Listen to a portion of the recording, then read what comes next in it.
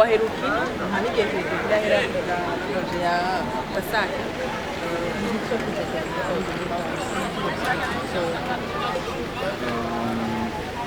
mu Burundi cyane bakwiye kumugira kubera kwitwa ibikorwa bikorera ndetse yakoze Pasaka imwe ariko murazi ko ndongoye kumenya media ishami riye rifasha harimo rero kuyitwa rero shasha Pasaka irumvikana ko hari ibikorwa byinshi bihari ndashaka gukora amafi mu Burundi amafi y'iterere n'ibiro bw'awa so ndakora kuvuga yuko rero hariho ibikorwa byinshi n'amakoze menshi hariho mugabo ubu nje kubera ko formation azoba mu kwezi yo kwigisha abakorekteur abasohoreya abandi bategura cyuya biriko biramera nabi muri ndagashwana n'umutekinisiye cyangwa akabatije sirimba akora ku mikrofone ndetse neza kuko qualité buriya umuririmbyi agira agaciro k'utuma rimeze neza igituma rimwe rimwe usanga tudashika urwego rukomeye nuko usanga n'amakonser yacu live ugiye kumviriza qualité yayo bimeze nabi mu gihe rero Pasaka twifuza yuko abaririmbyi bose sound engineer bashika ku rwego rwo hejuru ku buryo bagena mu bihugu byo hanze bisaba yuko niveau yabo yuko batunganya mu macuko iduzo no kuba rero muri formation yo kwigisha abatekinisiye sound engineer ingene mu macuko ntabwo nzoba ndetse nyene nzoba ndi kumwe n'undi muhinga yitwa Maituku Central turabigisha babiri bazokoresha izo formation amapera projet mwarabonye ku ma internet kuri internet ya media kuri site internet ya Pasaka dusobanura ko biyandikisha ari benshi kugira ngo bazokurikire izo nyigisho ndibaza ko bari muri mwanya ariko hariho kuva kuba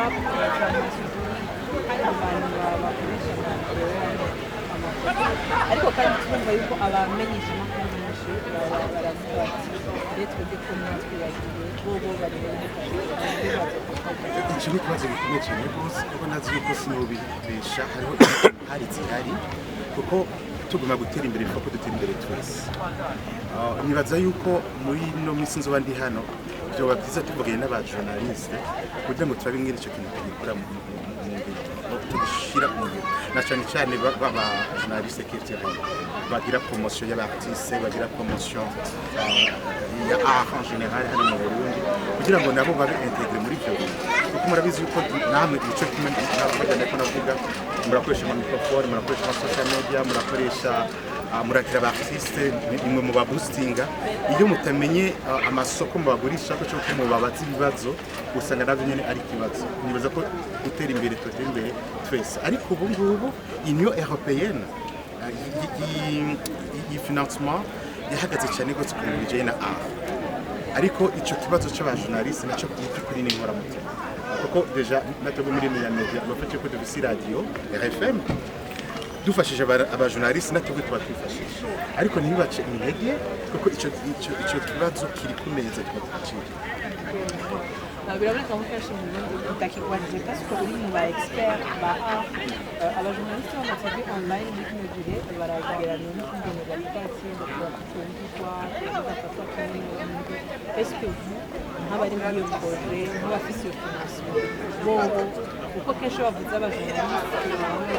FM abari kuri televiziyo mugabo ba online kenshi ntibababona bashaka kumenya ibyo babona kuba umujournaliste n'umuntu by'ukuri umusazi murabona ko ingene byatangiye hano mu Burundi byaje nk'inkara au départ mugabo abajene bamwe barabikunda babikuramo umwuga icyo nosaba nuko abamaze kubikuramo umwuga bakabona ko amachannels yabo abantu bayakunze bemera bakaja muri CNC bakiyandikisha bagasaba impushi kuko by'ukuri n'abajournaliste nk'abandi no mu bihugu byo hanze biteye imbere ama media online abakomeye cyane rwose gusa urumva ko biragoye gufata abantu bose kivunga bivuga yuko abamaze kwiyemera bakabona yuko bamaze kumva bakabona ko ibyo bintu babishoboye muri icyo gihe nta cyo kumuna kimwe batagenda kubimenyesha ubutegetsi batagenda muri CNC bakiyandikisha nk'abajournaliste nabo bakabona akazi ariko muravuga yuko atari umuntu wari wese ufite kamera kugura YouTube murazi kugura YouTube channel ya YouTube kari mu cyane ubwo tuvuga ngo ubwo nawe ni journalist ariko umuntu yamaze kubona yuko by'ukuri bikunze wabaye umwuga acceptation muri icyo gihe by'ukuri yogenda kugenda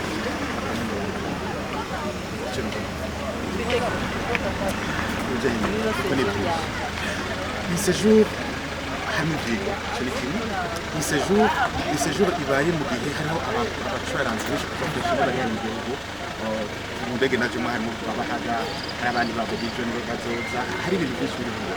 nifuza ko dukorana n'abaprofessionnel kugira ngo turabe ikintu tufasha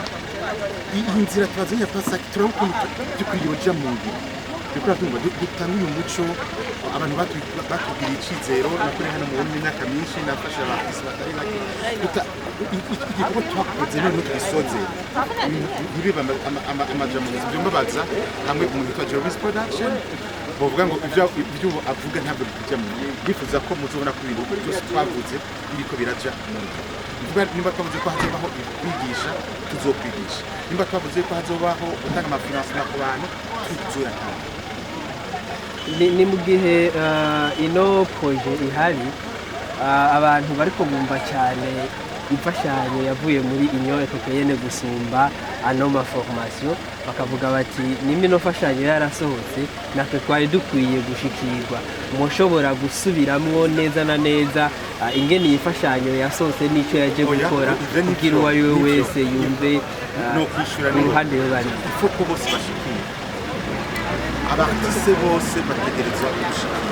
gusa abatazoshikirwa niba abandi badasoma cyangwa badasoma ama condition nk'ubu tuvuze ati bon kugira ngo umugeni muri formation bisaba ibi bitange igihe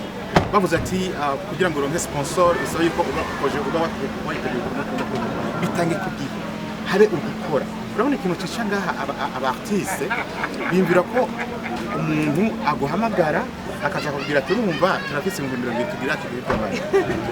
nibishoboka kuba bisaba kuja hamwe bakandika umuntu akamenya ingene yarika projet ingene ayitanga akanayidefanda ico cimviro ciwe akakidefanda muri ico gihe twese tuzoshikira kandi